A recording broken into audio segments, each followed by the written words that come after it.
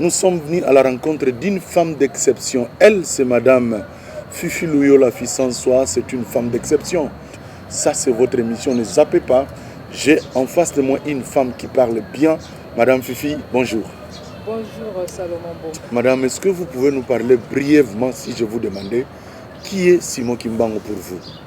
Alors, aujourd'hui, comme vous l'avez dit dans votre introduction, notre pays, la République démocratique du Congo, fête son 60e anniversaire de son accession à l'indépendance. Alors, s'il faut parler de la personne de Papa Simon Kimbangu et son rôle dans l'histoire de l'indépendance de notre pays, en prenant Papa Simon Kimbangu en tant que personne, en tant qu'homme qui est né en Kamba le 12 septembre 1887, alors il nous serait difficile de cerner la vraie personnalité de Papa Simon Kimbangu. Alors, pour comprendre la personnalité de Papa Simon Kimbangu, il faut remonter dans le passé de l'histoire de l'homme noir en général et de l'homme congolais en particulier. Parce que c'est sur cette terre que Papa Simon Kimbangu est né et a fait tout son ministère. Alors, en remontant le passé de l'homme noir et de Congolais en particulier, qu'est-ce qui s'est passé?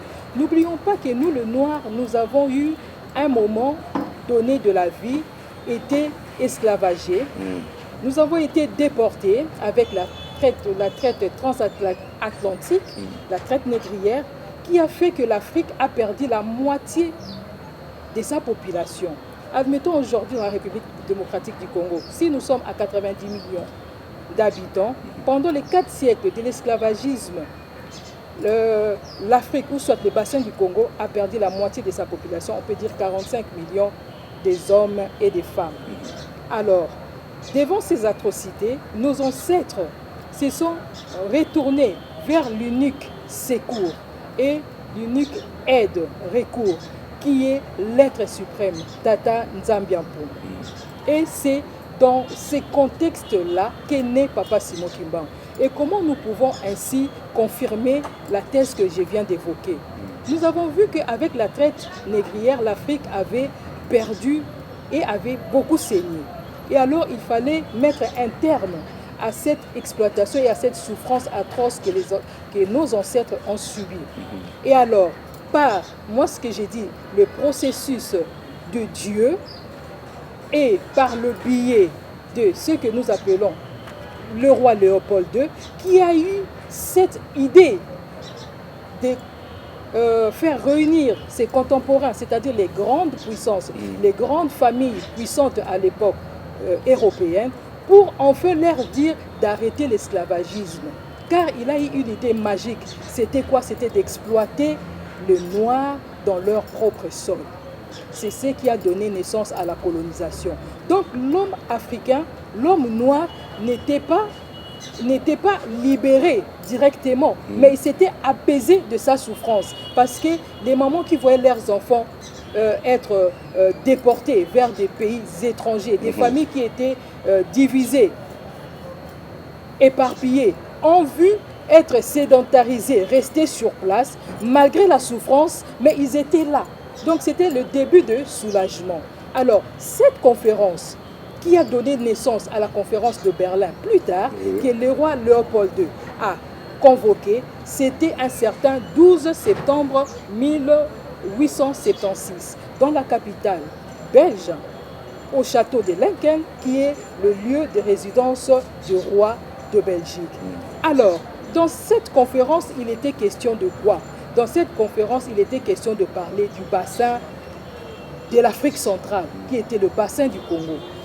Mes chers frères et sœurs, tous qui regardaient cette émission, c'est pour vous dire que la conférence de Berlin n'a pas été convoquée pour toute l'Afrique. Le nom est donné seulement la conférence de l'Afrique. Mais l'objet principal, c'était le Congo. Parce que Stanley était venu au Congo. Il avait fait des investigations, il a exploré et a vu la richesse que regorgeait cette partie des terres. Et c'est Stanley qui a... Ses frères anglais ne l'ont pas cru, ne l'ont pas donné confiance et il a réussi à convaincre le roi Baudouin, le roi Léopold II, et lui à son tour réunissa ses frères et sœurs pour parler de la conférence de Berlin.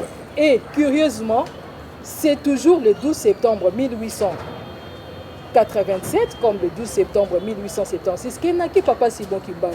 Alors cette coïncidence des dates n'est pas un hasard. Alors c'est toujours Papa Simon Kimbangu. Quand l'homme noir était dans la souffrance, dans le pleur, déjà dans le royaume de Congo, quand un nouveau-né mourait, c'est qui était quelque chose d'insupportable chez les Bantous. Parce que l'homme doit suivre le cycle normal, naître, s'épanouir, grandir, se développer et puis mourir. La mort d'un enfant ne laissait pas indifférent la communauté. Et déjà à cette époque, Papa Simon Kimbangu n'était pas né, mais ils invoquaient déjà le nom de Kimbangu dans Kimbangu Nza Fulamwana. Cela veut dire l'esprit Kimbangu vient ranimer l'enfant. Alors, par là, nous voyons que Papa Simon Kimbangu, c'est un mystère. Alors, s'il faut dire brièvement qui est Papa Simon Kimbangu, moi je dirais, Papa Simon Kimbangu, c'est l'être qui est venu sur terre pour libérer les opprimés. C'est-à-dire pas seulement le noir, les opprimés. Car pour ceux qui lisent la Bible, on nous dit il ne restera pas pierre sur pierre afin qu'il soit renversé. Donc Papa Simon Kimbangu, c'est celui-là qui est venu rendre des choses à la normale. Papa Simon Kimbangu, c'est qui encore? Papa Simon Kimbangu, pour ceux qui lisent la Bible, c'est celui-là qui a parlé Daniel. Dans le livre de Daniel 12, si je me trompe, à moins que je vérifie, mais c'est écrit dans le livre de Daniel. Quand tous les magiciens, tous les voyants qui étaient autour du roi n'ont pas pu interpréter les songes du roi, mais Daniel a su interpréter. Et le roi dira à Daniel, mais Daniel, mais c'est fantastique, comment tu es arrivé? Je ne t'ai dit même pas le songe, mais vous-même, vous êtes arrivé à comprendre mon songe et à l'interpréter sans pour autant que je vous le dise. Et en ce moment-là, Daniel a dit, c'est mon Dieu qui est le révélateur des choses cachées. Kimbangu veut dire tout court, le révélateur des choses cachées. Madame Fifi, par rapport à tout ça, je vais un peu vous couper. Par rapport à tout ça, c'est ce qui laisse à désirer aux gens qui disent que Papa Simon Kimbangu fut réellement un envoyé de Dieu, mais vous l'interprétez parfois très mal. Moi, si je suis devant vous pour parler, je ne parle pas. Je suis kimbanguiste, bien sûr, mais je suis une intellectuelle. Je parle en tant que quelqu'un qui fait des recherches. Une femme qui se bat pour comprendre l'histoire de son pays. Très bien. Un homme qui se bat pour comprendre son identité. Voilà. Donc, je ne le dis pas par, par influence. Non, je le dis en tant qu'une femme intellectuelle responsable. On ne peut pas nier l'histoire, on ne peut pas nier le fait. Moi, j'interprète Kimbangu par rapport à ce qui est dans la Bible. Dans la Bible, c'est quoi? Daniel dira, mon Dieu, c'est celui qui révèle les choses cachées. Aujourd'hui, si on veut, on veut mettre la Bible en Kikongo, on peut dire, mon Dieu, c'est Kimbangu. Littéralement, et je m'arrête là, et les gens peuvent faire aussi leurs commentaires et puis chercher aussi leur vérité. On continue.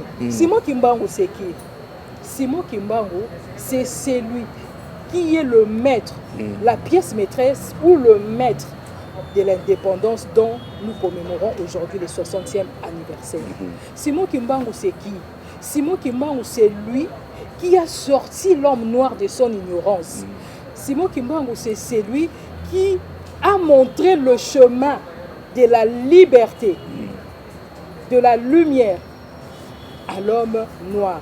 Alors, pour résumer tout ça, Simon Kimbangu, c'est la boussole dont tout Congolais et tout Noir doivent avoir sur sa poche. Parce qu'avec ces idéologies, nous irons lentement et sûrement vers la destination. Et il n'y a que la boussole qui peut conduire une personne à une voie avec détermination et précision. Voilà en quelques mots, si je peux donner... Voilà en quelques mots ce que Madame Fifi Loyola parle brièvement de Simon Kimbangu.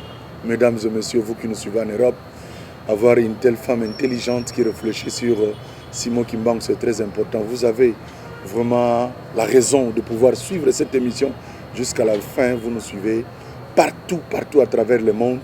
Merci beaucoup à Madame Fifi de nous accorder cet espace pour que nous puissions échanger par rapport à cet homme que nous respectons beaucoup, cet homme qui est un envoyé de Dieu, qui est venir pour la libération du peuple noir. Madame Fifi, tu continues ma qui par rapport à Oyo Zoloba, Oyo, Papa Simon Kimbangu. Alors, quelle est la place maintenant que vous accordez à Papa Simon Kimbangu par rapport à la décolonisation du Congo? Alors, quelle est sa place? Je dirais par rapport à la décolonisation du Congo, j'étais allé un peu trop vite dans la présentation de Papa Simon Kimbangu. Je dirais pour la place qu'a Papa Simon Kimbangu dans la décolonisation du Congo, c'est ce rôle de metteur en scène. Le metteur en scène, c'est lui qui s'est choisi des acteurs. Le metteur en scène, c'est celui qui écrit son scénario. Alors, c'est ça la place de Papa Simon Kimbangu dans la décolonisation du Congo. Comment je peux l'expliquer? Papa Simon Kimbangu, alors que nous, les Congolais, on était colonisés, sous les jours coloniales, personne n'avait ce pouvoir ou cette force de s'élever contre le colon. Mais Papa Simon Kimbangu a eu le courage. A eu ce courage. Il leur a dit, Primo, pourquoi vous interdisez? Là même, on peut le voir dans son procès verbal, le jour de son jugement, le 3 octobre, où il a été condamné en Banzansan. Kimbangu, dans ses déclarations, a dit, pourquoi même vous interdisez aux Noirs d'avoir leur Dieu, pendant que vous avez le leur? On comprend déjà, c'est quelqu'un qui est venu éclairer les esprits, qui est venu décomplexer ses contemporains. L'homme noir voulait être toujours au-dessus. Voilà. Il a dit, de toutes les façons, blanc deviendra noir et noir deviendra blanc. Ça, l'homme noir ne supporte pas. Et il a enduré 30 ans de prison, loin de sa tendre épouse et de ses enfants. Fouetté matin, midi, soir. 120 coups de fouet x 2. Plongé dans l'eau salée pour anticiper sa mort. Mais Papa Simon Kimbangu a été ferme dans sa position. Celle qui était la libération totale de l'homme noir. Laissez-moi, si vous me permettez, Monsieur Salomon Boma. Je vous en prie, madame. Papa Simon Kimbangu, c'est une très belle émission. Parce que, pourquoi je le dis ainsi? Même Lumumba dit ceci. L'histoire du Congo sera écrite. Ça ne sera pas l'histoire écrite à Washington, à Washington, ni en Belgique, ni à Bruxelles, ni à Paris, ni à Londres. Mais ce sera une histoire écrite par le Congolais. Longtemps, l'histoire du Congo a été biaisée. L'histoire du Congo a été truffée de pas mal de faussetés. Et aujourd'hui, nous devons remettre chaque chose à sa place. C'est-à-dire, la génération future a droit à connaître la vraie histoire du pays et surtout de l'indépendance. Parce que la conséquence directe de l'indépendance, c'était l'indépendance politique. Et c'est cette indépendance qui a fait qu'aujourd'hui, nous ayons des présidents non étrangers, mais des présidents purement congolais. Donc c'est quelque chose qui est inimaginable pour nos ancêtres. On vous entendre parler, c'est-à-dire que nous devons aussi chercher l'indépendance spirituelle. 80 ans, on arrivera sur ce point. Donc c'est pour dire que aujourd'hui, il faut prendre le temps quand il faut parler des sujets tels que nous sommes en train de l'évoquer. Parce que si nous continuons toujours à survoler certaines choses alors qu'ils sont d'une importance capitale, ça serait vraiment très lamentable, ça serait trop triste pour l'histoire de notre pays, surtout pour la génération future dont moi, maman Fifi Luyola, je me bats. Alors, pour compléter, la place de Papa Simon Kimbangu à la décolonisation du Congo, oui. Donc, comme j'ai dit, il a joué le rôle de metteur en scène. Pas lui seulement. Papa Simon Kimbangu, le metteur en scène, comme acteur principal, il a joué avec ses 3 enfants. Papa Diangenda Kuntima, Papa Kisoloke Lelukelo et Papa Dialungana Kiangani. Et sans oublier sa femme, que beaucoup de personnes, moi ça me fait mal au cœur. Je suis une femme. Je suis une femme.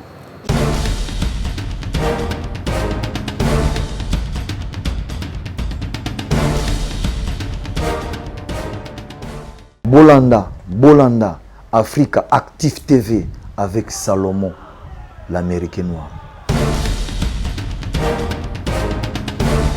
Hey guys, Jeff here, Africa Active TV, my channel and your channel. Subscribe, share and like. We're going over to Kinshasa, Congo. We've got a lot of projects going on there. So follow us. Cheers. Nous voulons révolutionner la télévision. Nous voulons révolutionner notre façon de réfléchir, notre mentalité. Nous voulons leur faire voir que l'Africain n'est pas n'importe qui. Mais c'est un continent où Dieu nous a donné, qui est béni avec des intellectuels extraordinaires.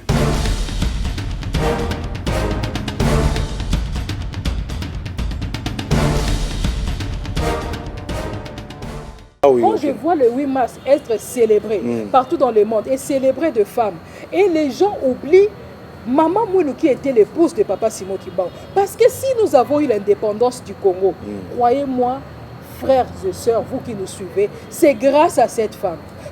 Et les gens l'ignorent. Cette femme est le dépositaire parfait. Et la dépositaire, parfaite de ce que nous, aujourd'hui, nous fêtons et nous commémorons l'accession, le 60e anniversaire du Congo à l'indépendance. Pourquoi je dis ceci? Maman Moulou détenait les secrets de l'indépendance que son mari lui avait confié. Et à son tour, il va le transmettre à son fils qui Soloke Leluke. Moi, j'appelle le chef d'orchestre de ce que nous appelons ici, ou l'acteur principal de l'indépendance du Congo. Parce que c'est le Papa Simon Kimbangu, Papa Kisoloke, le Charles Daniel, premier fils de Papa Simon Kimbangu, qui déjà en 1958 s'est entretenu avec le roi par rapport à l'invitation qu'il avait reçue d'aller passer un concours en Belgique. Et c'est là qu'il avait demandé au roi, l'indépendance du Congo, c'est pour quand? Ma mère m'a dit de vous demander. L'indépendance du Congo, c'est pour quand? Il y avait 3 conventions. On ne va pas rentrer dans cette histoire aujourd'hui. Mais les Congolais doivent savoir qu'il y avait des conventions qui liaient le Congo. Et ces conventions, il y a que Tata Simon Kimbangu, Oyonde, Ayaki, Kolongola Yango, Po, ete biso lelo, ba Congolais, et puis na ba Afrique nyoso, tous ont indépendance. Ba koko na biso ba salaki, ba lien, et devant ces liens, on était incapable. Personne n'a croyé que l'on l'a biso yango. Papa Simon Kimbangu, voilà na lobi yende azali metteur en scène pour yende aki ko déjouer ba plan wana nyoso. On a ko rendre ba convention na caduc pour être à ça la convention ya sika. Oyo yemo ko se appelle ça na date indépendance du Congo le 30 juin 1960. Est-ce qu'il y a quelques faits que vous pouvez citer pour confirmer ce que vous dites là? Alors pour le fait, il y en a beaucoup. Allez-y, quelques faits. Pour que Bandeko Bazolanda biso faut pas comprendre l'histoire. Biloko zolo baana que maman ebisi moi na que négocier belge à quand l'indépendance du Congo. C'est très important, beaucoup de gens ignorent ça. Merci beaucoup en tout cas d'avoir révélé tout ça, mais allez-y, donnez-nous quelques faits maman Fifi. L'histoire, la fête devient très intéressante. Je pense que les amis qui nous suivent, ils ont tout intérêt à garder vraiment la télécommande pour suivre cette émission, suivre l'histoire du Congo. Alors, je dirais ceci. Les quelques faits. Le quelques faits. Mais par la grâce de Dieu, si on aura encore d'autres émissions, on va aller plus. Nous aurons d'autres émissions. Voilà. Alors, le fait, moi je dirais ceci. Ce qui est l'événement qui a basculé notre accession à l'indépendance, c'est le 4 janvier 1950. Voilà. Et beaucoup de personnes aujourd'hui interprètent mal même cette journée. Il faut savoir, le retour de papa, je fais encore un petit pas en arrière. Je vous en prie. Le retour de papa Kisolokele, après son entretien avec le roi de Belge concernant l'indépendance du Congo, réunis tous tes frères que tu trouves intelligents pour qu'ensemble vous demandiez l'indépendance. Et c'est alors que Papa Kisolokele a commencé à réunir. Naturellement, il était du coin du Congo central. Il a commencé par le Congo central, réunir de Arthur Pinzi, Thomas Kanza, Kasavubu et tant d'autres. Et qu'est-ce qui s'est passé? Kasavubu s'émerge, il devient un leader de la Bako. Et pour Kasavubu, avec ces vents qui venaient de partout de l'indépendance, pour d'autres pays tels que le Ghana et d'autres pays qui ont accédé à l'indépendance avant nous. C'est ça. Ils étaient dans cette immédiateté qu'il fallait à tout prix aussi l'indépendance pour le Congo.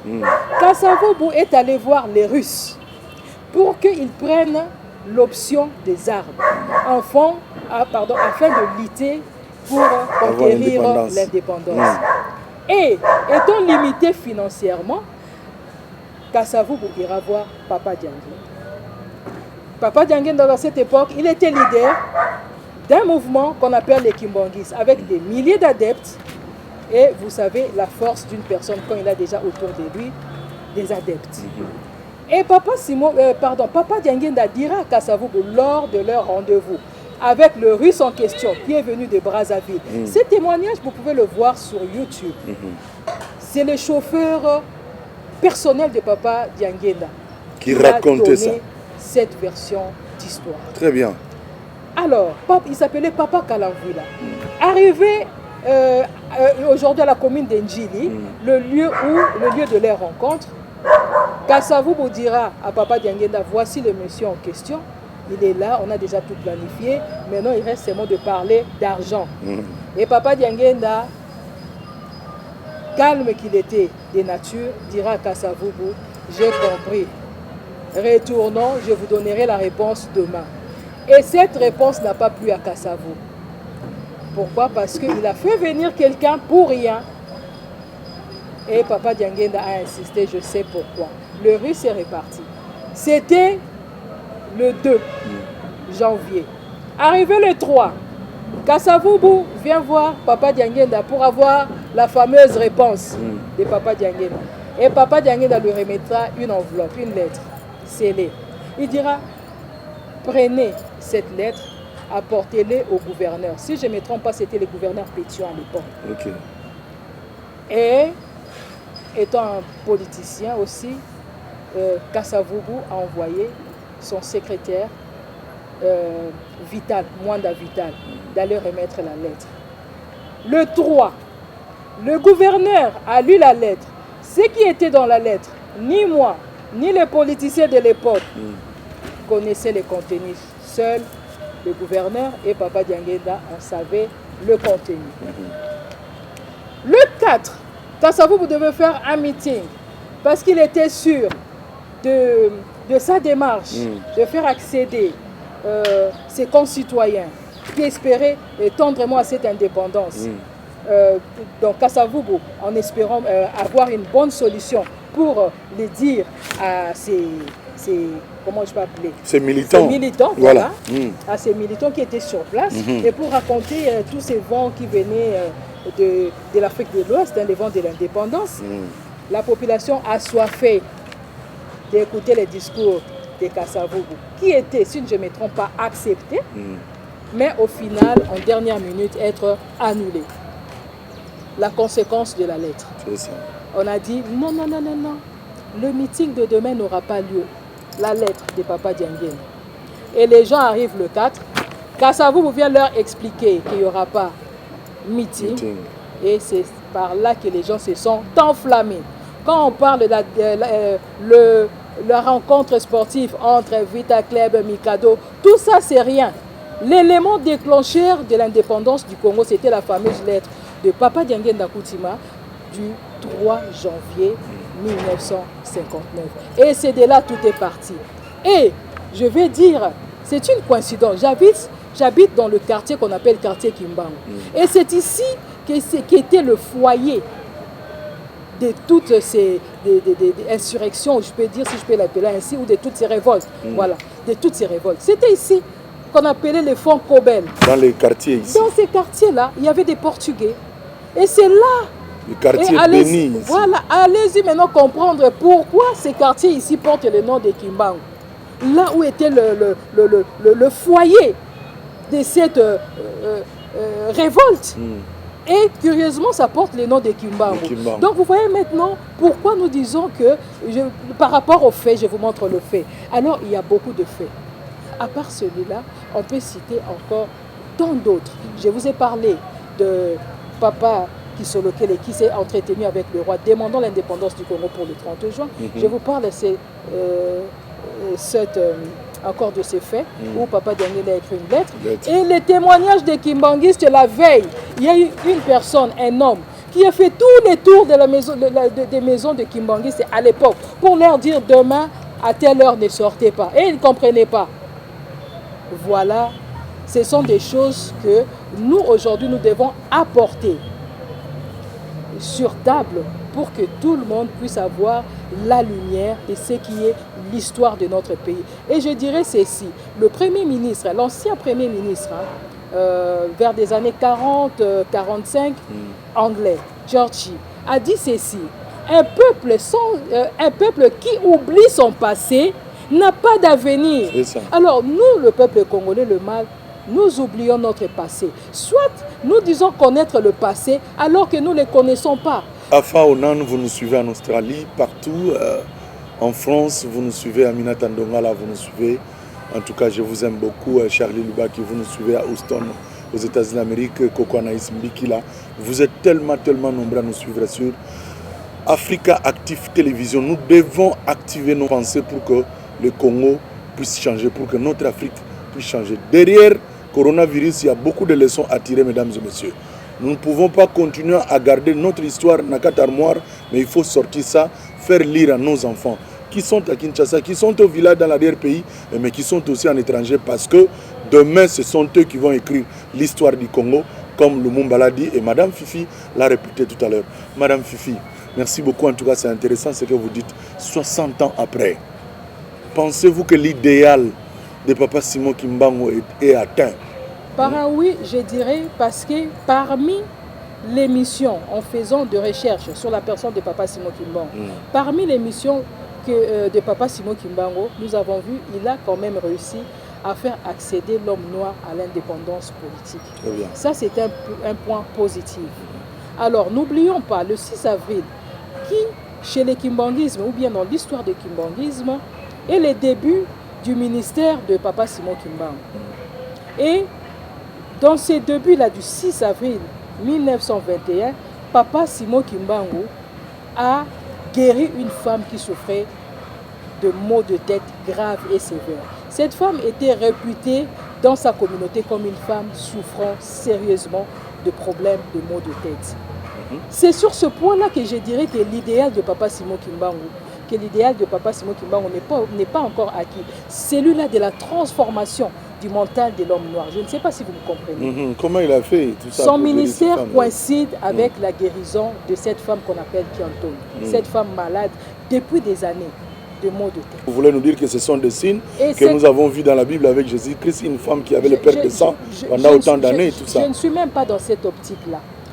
Mais quand vous voyez l'histoire, c'est comme si les autres je voulais montrer le parallélisme. Allez-y. C'était un geste symbolique. C'est pour montrer que je suis venu pour vous, pour vous transformer mentalement. Parce que n'oublions pas, le 400 ans, même plus de la colonisation, de l'esclavagisme, le 50 ans, 50 et quelques de la colonisation, vouloir ou pas a laissé des séquelles dans la tête de l'homme noir en général. Et ce n'était pas facile. L'homme noir qui était acculturé, l'homme noir qui est sorti de son contexte naturel, qui est devenu, je peux dire, un hybride. Alors, le faire revenir à Muntu, c'est pas chose facile. Voilà pourquoi nous nous battons encore aujourd'hui. Joseph Kabila même a dit que 18 ans, il n'a pas pu changer l'homme jaïrois à un homme congolais. Et le président Joseph Kabila avait compris cela. Il avait compris que le fameux problème de l'homme noir, c'était la tête. Et c'est à cela que Papa Kimbangu a choisi comme symbole pour marquer le début de son ministère. Donc, chez Papa Simon Kimbangu, rien n'est fait au hasard. Alors, pour essayer encore d'évoluer dans ce sens où nous cherchons si l'idéal de Papa Simon Kimbangu est atteint ou pas, je dirais que aujourd'hui, toujours dans cette lignée, que le kimbanguisme, ce qui est l'idéologie de Papa Simon Kimbangu, a pris le relais pour essayer, par le biais que beaucoup de personnes ignorent, qui est la personne de Papa Dianguénda Kountima, qui s'est battu tout au long de son ministère, de rappeler à l'homme toujours quand il prenait la parole, dans différentes circonstances, différents milieux, environnements, il disait ceci, moto mwindu alungwa wapi. Cela veut dire quoi? Cela veut dire, l'homme noir, est-ce que tu connais ton identité? Toi, tu étais préparé pour être un leader. N'est-ce pas, la science nous dit que l'Afrique est le berceau de l'humanité. Le premier os humain a été trouvé en Afrique. Logiquement, le premier homme qui est apparu en Afrique, sur Terre, doit être que noir. Parce qu'en Afrique, on a le soleil. Les autres peaux ne peuvent pas supporter la mélanine. Voilà le problème. Moi, je souhaite que quand vous parlez souvent de l'Afrique aussi, mais quand même qu'on reproduit par rapport au contexte Congo. Alors, parce que le Congo a un grand géant, ce qui a télémi, Afrique est changée, monde est changé. Je dirais même, il faut savoir, écoutez, je vais vous dire une chose. Mboko Asimo Kimba Mabele Oyo. Na introduction dans les bandeli, quand on a parlé dans la conférence où le roi Léopold II à Salisaki le 12 septembre 1876, voilà, c'est ça, 1876. Voilà dans on a lobby conférence Oyo, papa le roi Léopold II a organisé en 1876. Conséquence dans le 19 septembre, c'est-à-dire quelques jours après, arrêté lobby sali conférence internationale pour l'Afrique. Mais c'est pour l'Afrique, pour le Congo. Conférence de Berlin, tout le monde papa, maman et salamara pour l'Afrique. Et ça qui est likambo ya Congo, monsieur allé dans kaba matabis. C'est ça. Et ça qui pour na Congo.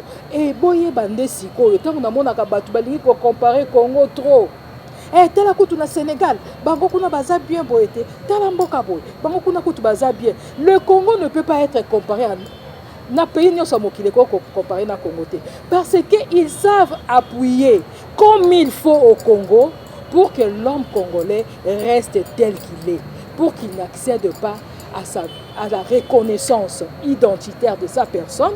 Comme ça, avant d'arrêter Ndengwana, et puis l'Africain, nous sommes sima, pour nous sommes tous à très bas, et puis bateau et ça la bonheur na bango, va continuer causer la bonheur. Donc tant qu'on lobby dans la tienne contexte ya Congo, li kambo ya motu, yango na lobby te, pas si ezali makasi.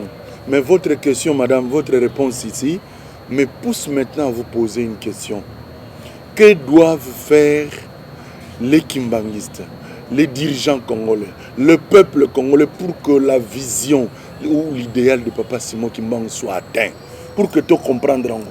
Pour tout le monde, cette situation, au lendemain, il y a indépendance, il y a 60 ans d'indépendance, 2020. Qu'est-ce que le dirigeant congolais doit faire? Qu'est-ce que le peuple congolais doit faire partout où il se trouve à travers le monde pour que l'idéal de Papa Simon Kimbang soit atteint, pour que Congo quand même changé, le peuple congolais va quand même sourire. Tout changer qui va président Félix Aye, mais jusqu'à présent, moi sourire les oya PKT, bazol la va se retrouver. Nako préféré na lobango na monoko na biso ya mboka o ezolo ba maipa ba topele. Très bien. O ezali lingal. Ya solo ba konzi ya mboka. Binonde oyo bozali ko kamba biso. Nazali ko répondre na motuna oyo epesa melinga. Bino ba dirigeant na biso bozali lokola pilote oyo azali komema avion pepo na kati na ye azali na équipage oyo ezali composé na bato ebele pe biloko ebele. Boyebisa ngai nalobaki na bino na ebandeli ntango botuni ngai Papa Simon Kimbangu azali na yebisaki bino azali boussole oyo moto nyonso abengami moindo de surpoids congolais, il faut azala na ye na poche na ye na libenga na ye. Pona nini? Yo si omona pilote oyo azo tambwisa pepo azanga boussole. Kasa ko telengana na likolo ti. Kozanga boussole. Parce que tokoki ko séparer jamais l'indépendance ya Congo na personne à Papa Simon Kimbangu. Je vous ai montré par des preuves. Et monsieur Ezali Ngonga tokoti na mozindo te. Mais moi ba preuve na pese la kisi que indépendance à Congo ezali lié na Tata Simon Kimbangu. Indépendance à Congo ezali lié na le kimbangisme. Alors, ceux qui ozangi Tata Simon Kimbangu, ceux qui ozangi le kimbangisme bino ba konzi bozali kolandanga. bozali lokola pepo ezali kokende ezangi boussole.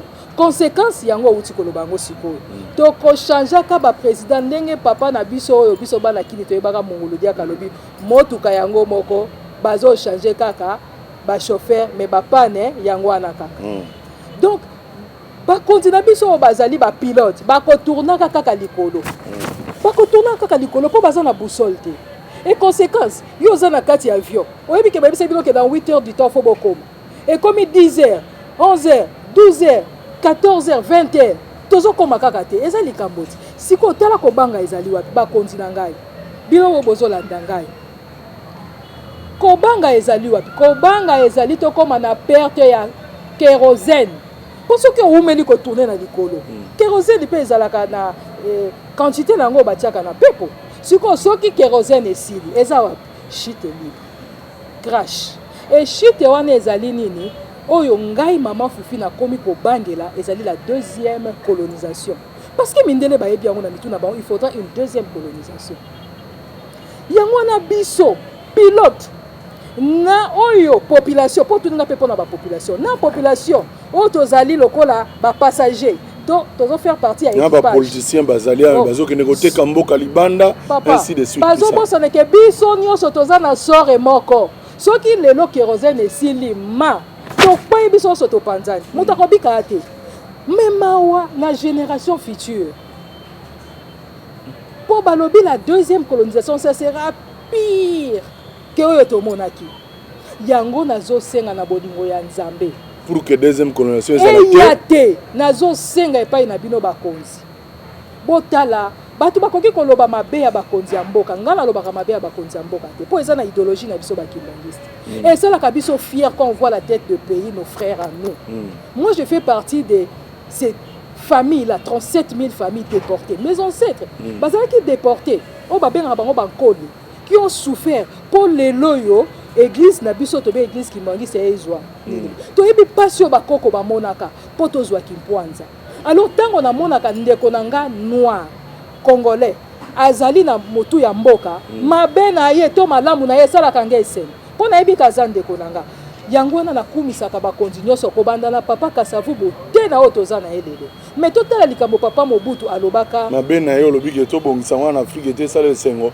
pendant que ba peuple congolais bazo souffrir na population na mama Fifi Polanda idée na ngandele nazoke na yebi pa ina ko chiter tozwa exemple ya papa Mobutu na tribune ya Nations Unies qu'est-ce que papa Mobutu a dit tant vous avez qu'il y a un problème, il y a un conflit palestino-israélien, Égypte et tout ça. Alors, entre un frère et un ami, le choix est clair. Il y a beaucoup de bateaux, il y a des maghrébins, il y a des africains. Si vous avez des africains, vous avez des péjoratifs, vous avez des gens. Mais Mobutu a des frères. Et le Kouana, ce qui n'a pas été j'ai dit, le Congo est béni. Papa Mobutu a été gérant la relation Zaïro-Israël. Ozolanda. Aron Brango, Talabatata maman, tout a rappelé vérité en face. C'est de quel pays il s'agissait? C'est Alba qui a remporté contre Kenya, a remporté contre Tanzanie, au Venezuela, même pas États-Unis, mais c'est l'Israël. Sur le point stratégique, on connaît. Place à Israël dans le monde. Mais il y a un bango que on voit qui c'est Israël. Pour poni ndekono. Voilà. Ba politicien lelo esika o faut ba chiter. Ba tel exemple wana Mobutu alobi yango na ba maghrébin et bongo biso na Congo to ko bomana ponani. Tozali bana ya tata moko eloko moko. Papa Kimbangu atikela ki biso le Kintwadi. Sans le Kintwadi indépendance et ezwa maté. Les politiciens ont fait copier-coller de la révolution de kimbanguisme pour accéder à la libération de leur église. Quand nous sommes arrivés à la fin, les bonnes choses ne dirent pas. Prochainement, tu auras au Kundula Tokota Sikona Mozindo, étape par étape, votre mot de la fin par rapport à tout ce que nous avons dit. Mot de la fin, Nangaï, si je peux le dire, Nazana tout d'abord Nelson. Parce que je sais, comme Lumumba l'a dit, parce que na Tanga Kamingi, je lis beaucoup d'ouvrages. Très bien. Lumumba Lobi, je sais que l'indépendance que nous avons durement acquis, la génération future pourra bien la conserver. On a conservé cette indépendance. Et nous irons jusqu'au bout parce qu'il a dit l'avenir du Congo est radieux. yango wana nde esengo na ngai. Mais eloko nini nakobakisa lelo tozali na 60e ya indépendance ya mboka na biso. Voilà, 60e anniversaire. 60e anniversaire tomoni ete eloko moko ebongi eza nango te. Alors en tant que bato tomituna mpona nini ebongi te na yango nakoki koloba boye.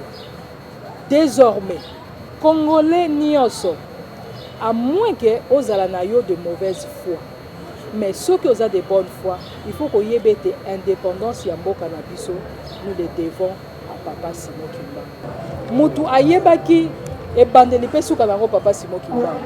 Apesi biso Kimpwanza, tozwi Kimpwanza. Mais lelo tomituna. Quelle est cette religion qui accompagne l'État congolais? Posons-nous la question. Catholique, église de réveil, kimbanguiste. De temps en temps, le chef de l'État, Joseph Kabila, a fait plusieurs tours, aller voir les chefs spirituels. À Kamba, les ministres, ils vont à tout moment. Bientôt, le président Félix Seked, je ne sais pas s'il a déjà été, mais il va encore partir. Merci. Parce que, faut dire, à tout moment, ils vont à Kamba. Voilà. Papa Mokonzi Mboka, Papa Félix, c'est moi qui ai Kamba. Il est mon quoi, il y a Noli. Alobi était religion authentique. Yango yo. Oyo penza religion mère ya biso yango. Aloba ki yango ba image ezali. Voilà. Mais qu'attendons-nous pour que cette religion authentique soit la religion d'État? Moi je vous dis, dès que cette chose-là se fera, le Congo sera ce Congo dont a rêvé Moussangou. Et la bête est à moto. Voilà mon mot de la fin. Tu as mis une femme de distinction. Bouti koyokae, moi c'est à Boine, moi c'est à Mayele. Avant d'avoir un quartier, on a un quartier Kimbangu.